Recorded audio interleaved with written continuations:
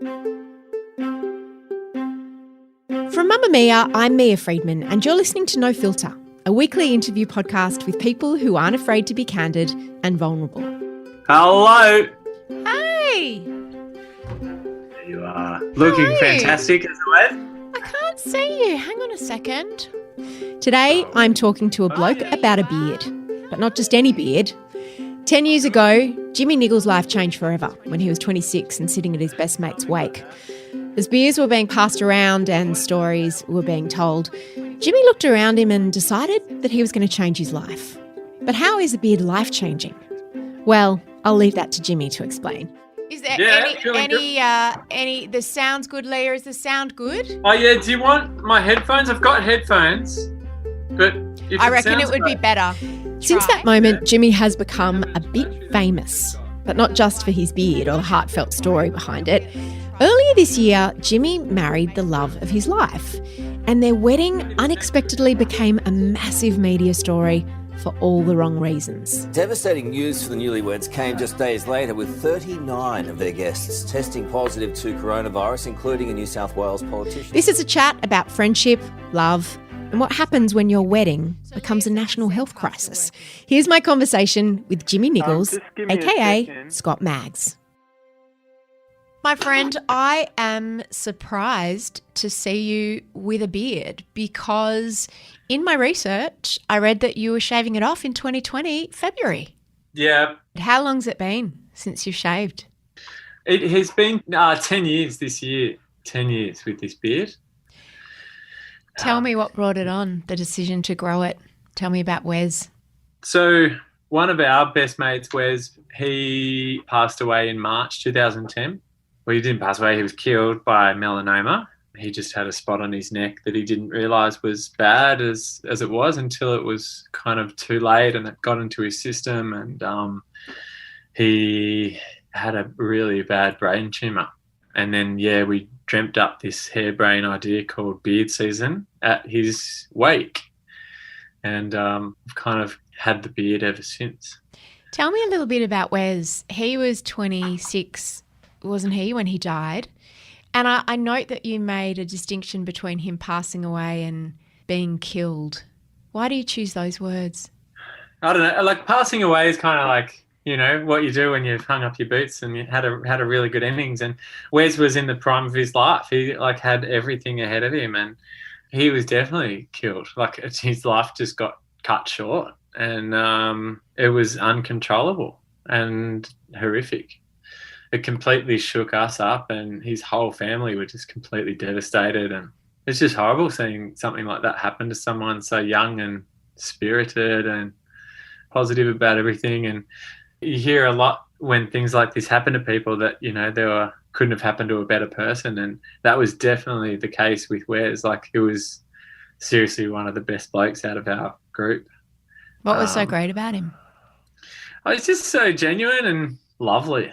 And kind of cheeky, and he was a stirrer and just brought everyone together, and, didn't let anyone get too up themselves. Like, he was a good leveler and brought everyone together in a really lovely way. And you seem to have a tight group of friends. Were you all at school together? How did you meet?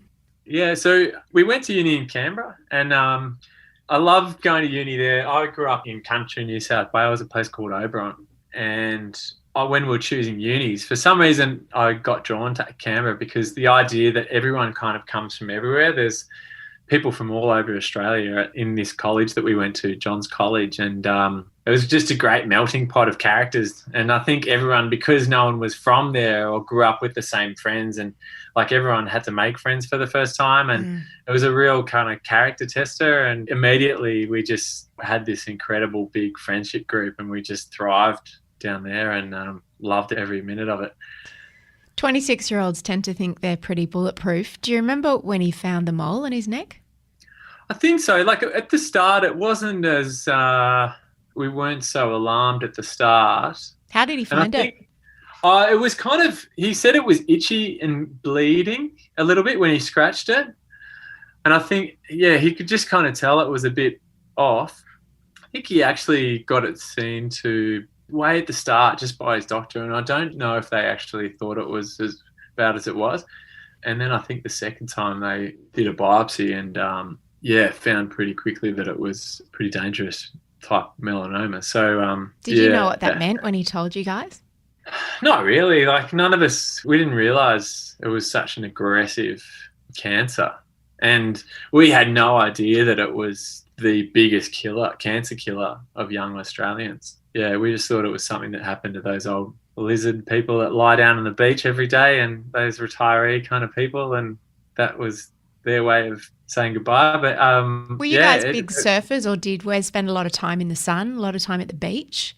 Not really. Like, we loved the beach and, you know, like, Wes water skied and stuff growing up, and he grew up in the country as well. But no, he wasn't someone that was a sun worshipper or anything, and he was always pretty good with his sun cream and stuff like that. It's just such a random thing.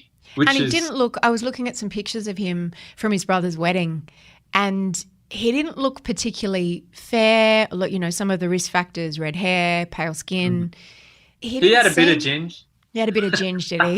He kind of had a bit of sandy blonde hair. And I suppose Bonnie's like an Irish kind of name. So maybe he had a few freckles and stuff, but you wouldn't really, like, that just wasn't on our radar. Like, and we were all pretty good in the sun. Like, we never really got that roasted. So when he got it removed, you all thought probably not much of it. Oh, yeah, mate, got it cut out. That's a bit of bad luck. And then what happened?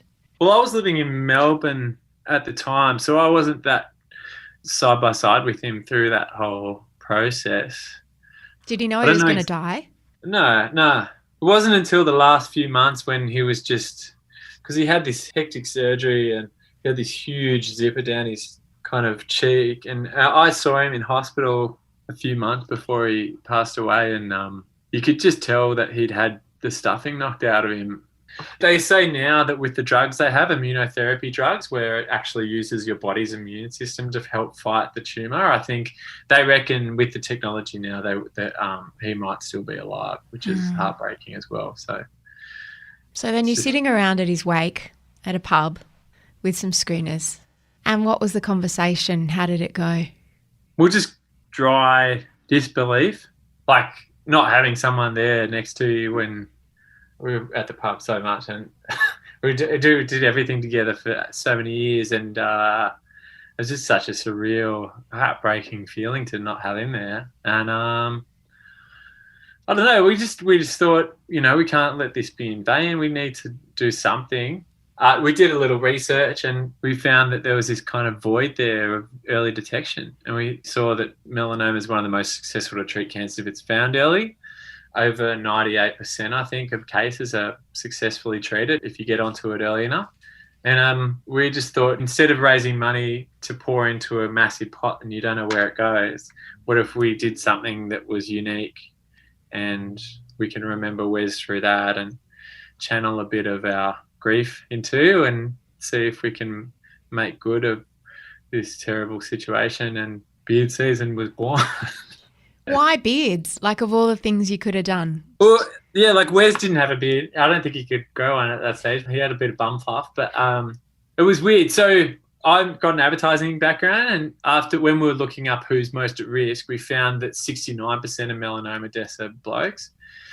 And like you said before, that age group, 18 to 45, they think they're bulletproof. And it's not until you have someone close to you to, like, literally chicken arm you back into the doctors that you're going to get something seen to. And focusing on that group, I thought we needed something about commitment. It takes commitment to go to a doctor. And we literally were just looking around the bar and saw these epic farmers with big bushy beards, and we were like, awesome. And we thought, why can't we grow them? And 10 years ago, no one our age had beards, and we all had kind of corporate jobs, and we thought, you know, that'd rile things up a bit, that'd start a few conversations. And we decided, let's do, each winter we'll turn it into beard season, and we'll, each time someone asks us about the beard, we'll tell them, well, it could save your life, you should get a skin check. When I first met you, the first thing I did was comment on your beard. It was in an ad agency, and you certainly stand out because podcasts aren't a visual medium, but you've got what could be called a Ned Kelly beard, bushranger beard, like it's long. Where does it go down to, like your nipples maybe? I think it's actually hit terminal velocity. Yeah. It's just stopped. Yeah, like it's just kind of stopped there. But It's a very serious beard, and it's the first thing that I mentioned to you. yeah. And as is the intention of your beard, it sparked a conversation. You started telling me about wares and why you did it. Is that what happens to you constantly? Yeah, every day pretty much. And that's the whole idea. And it's a great conversation piece. And what I find with beards, it hits every strata of kind of young and old, blokes, women. They all stop and ask, or they're like, everyone would ask about it. Like it's not awkward to ask about your beard for some reason. Yeah, it's because it's not a sexual thing. It's not a sleazy thing. It's not a personal thing. It's just, yeah, you're right. It sort of crosses all boundaries, doesn't it? Yeah. I wish I'm really looking forward to the day when I can get rid of it and I just do every single winter, because then it will be unique every season. What are you waiting for? So I kept growing after my first winter, and we had like 6 or 7 people write to us saying that they found something which could have killed them. For us, it was like, shit, this thing's actually working. Like this random idea is actually saving lives. So we thought, I need to keep going. And I said, I'll keep growing mine to make sure the idea keeps going. And each year it's kind of slowly gotten bigger and bigger, along with this ridiculous thing. And then I figured I can't just shave this thing off now. It's got a kind of life of its own. And so I said, once we raise $1 million, I'm going to shave it off. And that money can go towards, hopefully, what becomes a national skin check program. What is your girlfriend? Oh, she was your girlfriend. She's now your wife. Emma, how did she feel about it? No, yeah, she's only known me with the beard. How does she feel about the idea of it coming off? Well, she doesn't mind, actually. I was potentially tracking to get rid of it in February, and our wedding was going to be in March. And I'm so glad that we didn't end up doing that, because to do that just before the wedding would have been an actual nightmare to try and put together and plan and orchestrate. And I thought you were going to say she might see you and decide she didn't want to marry you. Yeah, that's the other thing.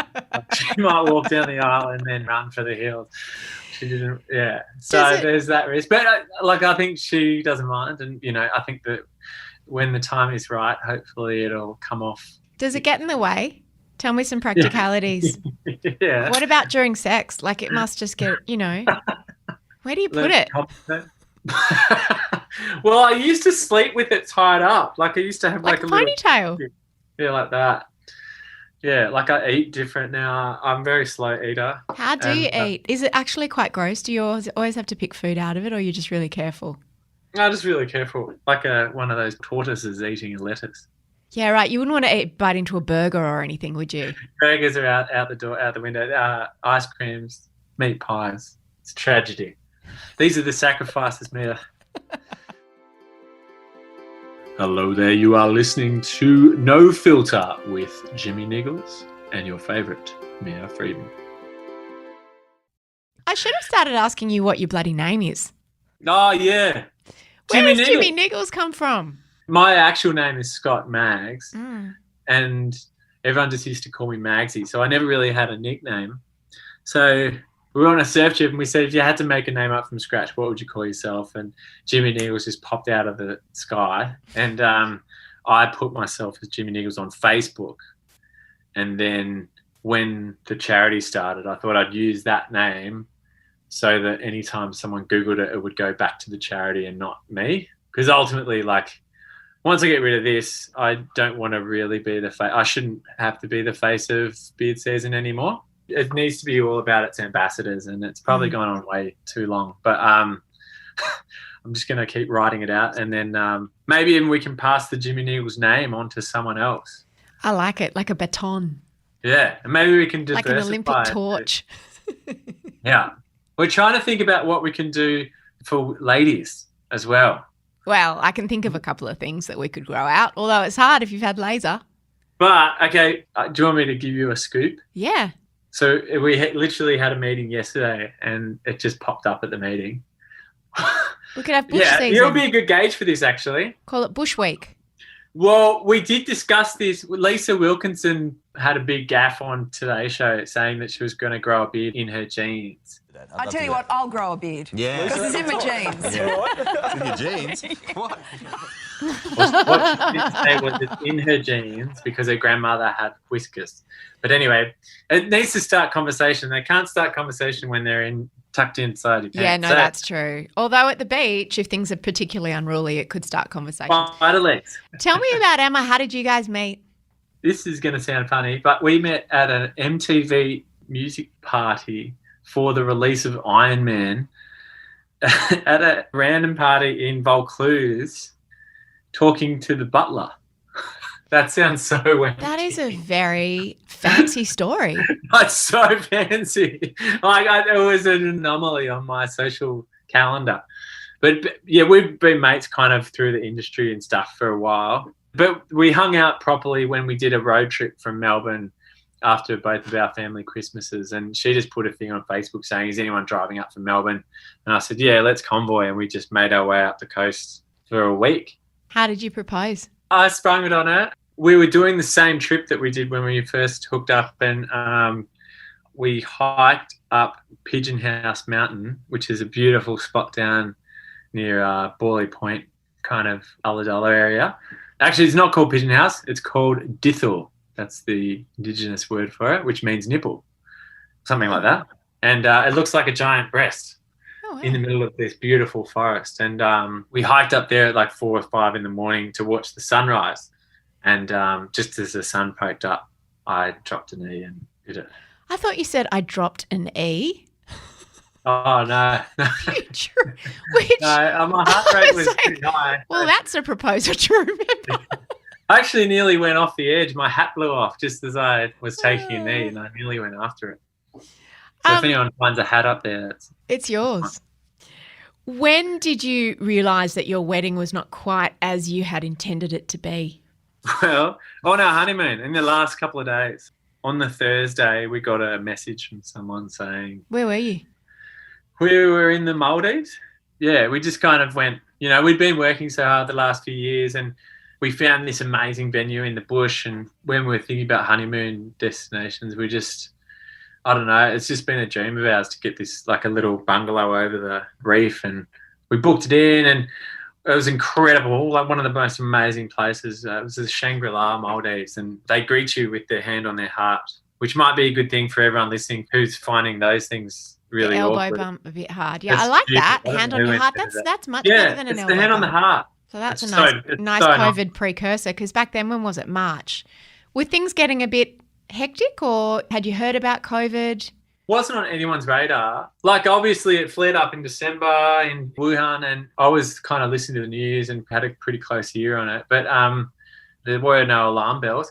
And yeah, I think within our group, because we're all about early detection and taking care of your health and stuff, after a couple of people felt a bit weird, like a bit more than a hangover, the testing was available in the eastern suburbs there, and a couple of people got tested and came back with the first kind of results in the country. And so then we just spent the last 2 or 3 days of our honeymoon glued to our kind of computer screens and phones, just checking with everyone and making sure they had access to testing and that everyone was okay, because it was such an unknown phenomenon and it was crazy. It kind of just brought everything down, and we just went into overdrive making sure everyone was okay. Tell me about the wedding.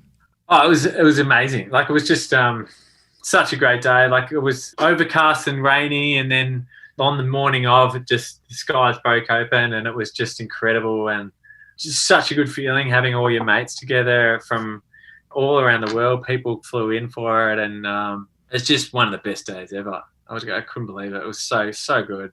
We were really lucky that we were able to do that, considering. I've seen a few pictures, and you and Emma have obviously got a really great sense of style. And I don't want to mention the venue because it was really tough for them after all this news came out. But it was a beautiful venue. The wedding looked amazing. And there you are in the Maldives. Can you describe how you were feeling over those few days? Because talk about coming back down to earth. I mean, your honeymoon's meant to be a time when you're sort of eating and having sex and feeling all the love. Were you worried that you might have it? Yeah, of course. I kind of felt a little bit funny, but I think, we were just we were in heaven. And it was such a great big high. We'd had such a good summer with everything, with the charity and with our work and stuff. So we were just floating, and then all of a sudden, bit by bit, it just came crashing down. Thankfully, no one was people are still a bit affected by it health-wise, but it felt like everyone was trying to figure out how to manage it, what the hell to do, from a health perspective in New South Wales, and from a media perspective, it was all kind of hype and blame game, and with a lot of people as well, because there was so much hype around it, and people back in Australia were freaking out, and it brought out some really gnarly characteristics in people, and we just it was a tricky one to kind of manage. But in what way? What was? I mean, I imagine it was tricky in a million ways, but what was the negative stuff around it?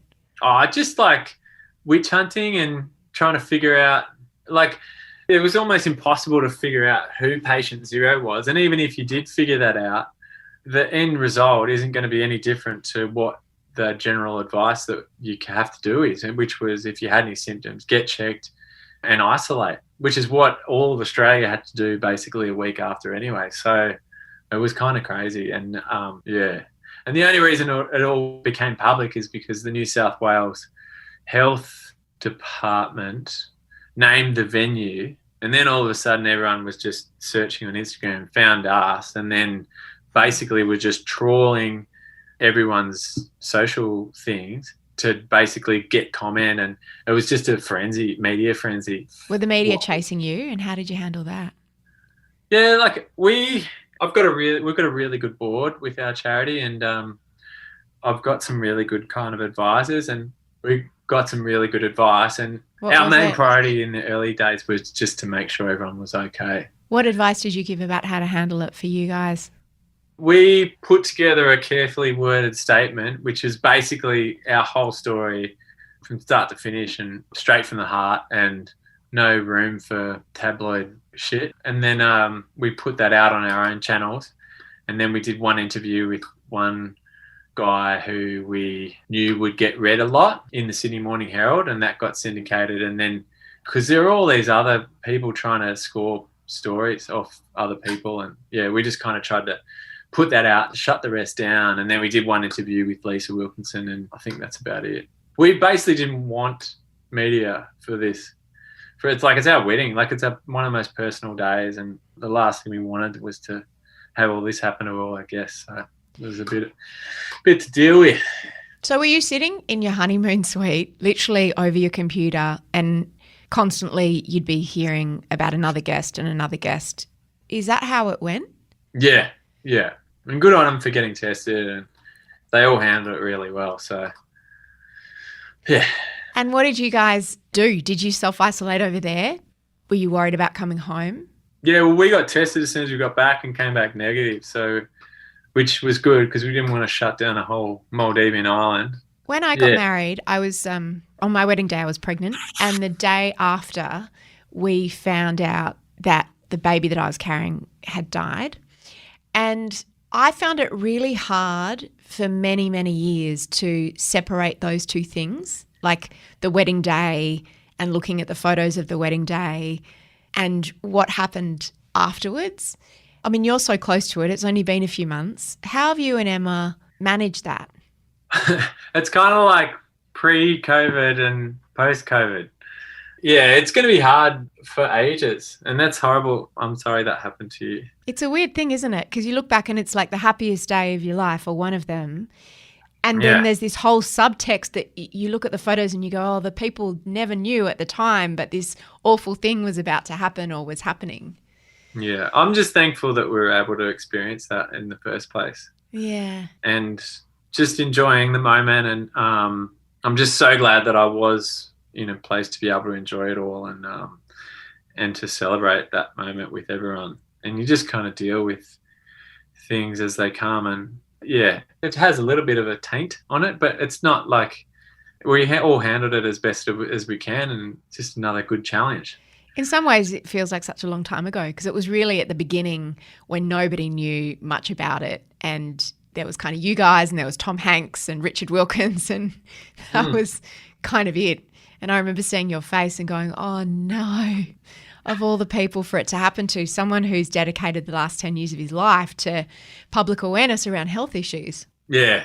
Hopefully we could try and turn it into something good. Like, I think reading back on everything now, we just try to push positive message of get checked, keep an eye out for your mates, and don't be afraid to have it, because it means you can do something about it. And I hope that helped people afterwards. So these things happen for a reason. And that idea of men going to the doctor and getting checks, what is it that's so, I don't know if it's just we as women have to go to the doctor more often, like to get pap smears and pap stuff. smears and breast checks and, things going wrong. Yeah. Men can kind of avoid that for years and years. Do you think that's changing, this idea of going to the doctor is some kind of sign of weakness or vulnerability? I hope so.